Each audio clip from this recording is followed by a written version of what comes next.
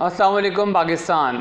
Programme किसान की आवाज़ के साथ आपका मेज़बान साइम रशीद हाजिर है। आज का प्रोग्राम हमारी धान की फसल की प्रोग्राम के सिलसिले की सेकंड किस्त है, दूसरी किस्त है। पहली किस्त में हमने पनीरी की काश्त के मुतालिक बात की थी। आज हम बात करेंगे धान की फसलों के लिए खादों की ज़रूरियात के ऊपर। एक धान की फसल को कौन सी खाद किस मकदार में चाहिए।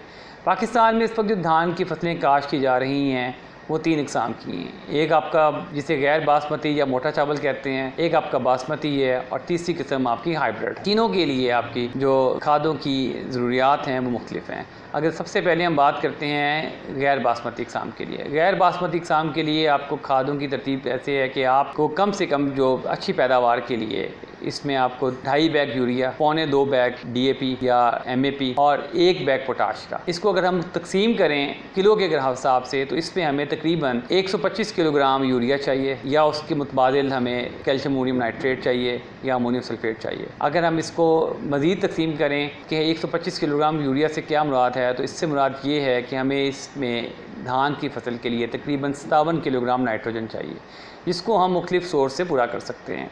इसी तरह 2.25 बैग P2O5 DAP की मुराद ये है कि आपको तकरीबन इसके अंदर धान की फसल में तकरीबन 85 किलोग्राम डाईमोनियम फास्फेट या मोनोमोनियम फास्फेट चाहिए। इनकी मुतबादिल खादें क्या हैं? मुतबादिल खादें सिंगल सुपर फास्फेट हैं। अगर आपने सिंगल सुपर फास्फेट इस्तेमाल करनी है तो आपको इसके मुकाबले में 6 बैग कम से कम इस्तेमाल करने होंगे 18% वाले। अगर आपने नाइट्रोफास इस्तेमाल करनी है तो 2.25 बैग DAP या MAP के बदले में आपको नाइट्रोफास का इस्तेमाल करना होगा, तो कम से कम आपको 3.5 बैग इस्तेमाल करने होंगे। इसी तरह हम बात करते हैं पोटाश की। पोटाश का सोर्स पोटाशियम सल्फेट है। 50 किलोग्राम पोटाशियम सल्फेट मिनिमम ज़रूरत है, कम से कम ज़रूरत है धान की गैर बासमती इकसाम के लिए। अब गैर बासमती इकसाम में आपकी दोबारा हम खादों को समराइज़ करते हैं और खुलासा करते हैं। 2.25 बैग DAP, 2.5 बैग यूरिया और इसी तरह आपको तकरीबन कोई 1 बैग पोटाश का यानी कि 50 किलो पोटाश चाहिए।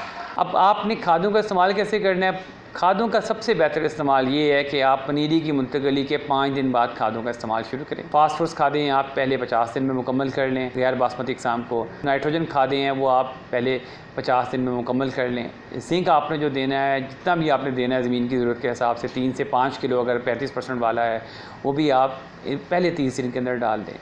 और जो पोटाश की खाद है वो आप लगातार देते रहें और इसको कोशिश करें कि आप 70 दिन के अंदर मुकम्मल कर लें। ये गैर बासमती इकसाम थी। अब हम बासमती इकसाम की बात करते हैं। बासमती इकसाम के लिए आपकी जो खाद की ज़रूरियात हैं वो 1.5 बैग DAP या MAP आपको चाहिए या उसके इक्विवेलेंट उसके मुतबादिल आपको 3 बैग नाइट्रोफास या आपको 5 बैग सिंगल सुपर फास्फेट चाहिए। अगर आप 1261 इस्तेमाल कर रहे हैं वाटर सॉल्युबल तो वो भी आपको 1.5 बैग चाहिए। 2 बैग यूरिया आपको चाहिए। यूरिया के 2 बैग की मुराद ये है कि अगर आप 2 बैग यूरिया इस्तेमाल कर लें या आप 3 बैग कैल्शियम अमोनियम नाइट्रेट इस्तेमाल कर लें, आपको एक जैसा रिजल्ट मिल जाएगा। यूरिया जब भी इस्तेमाल करें आप आधा बैग यूरिया और आधा बैग आप अमोनियम सल्फेट इस्तेमाल करें, उससे आपको बेहतर पैदावार मिलेगी। और पोटाश की इस पर रिक्वायरमेंट जो ज़रूरियात हैं वो 50 किलोग्राम है।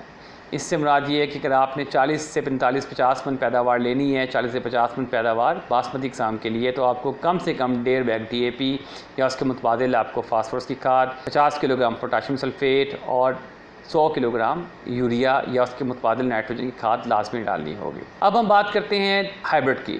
हाइब्रिड जो सी फसल होती है इसमें जो कि पैदावार बहुत ज़्यादा आती है।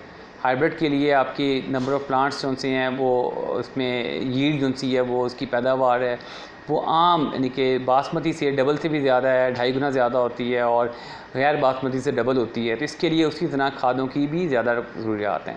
हाइब्रिड के लिए आपको कम से कम 2 बैग बासमती 2 बैग आपको DAP चाहिए। DAP 100 किलोग्राम आपको P2O5 यानी कि DAP या MAP डालें या उसके मुतबादिल आप 4 से 4.5 बैग नाइट्रोफास डालें।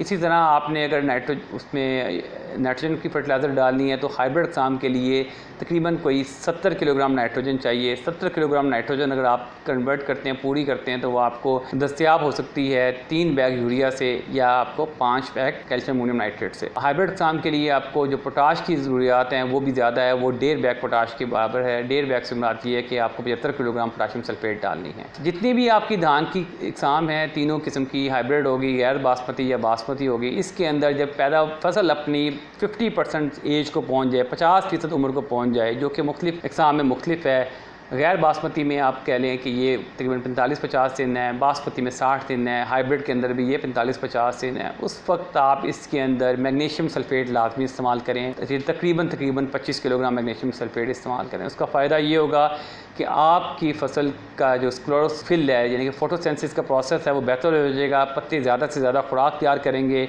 और मैग्नीशियम आपका बिल्डिंग ब्लॉक है, ये आपके जो लॉजिंग होती है जिसमें फसल गिर जाती है उसको भी रोकेगा, फसल आपकी गिरने से महफूज रहेगी। अपना ख्याल रखिएगा, अपनी फसल की निगहदाश्त करें और उसकी केयर करें और बेहतर पैदावार लेकर पाकिस्तान की मईशत को बेहतर करें। अल्लाह हाफिज़। पाकिस्तान पाइंदाबाद।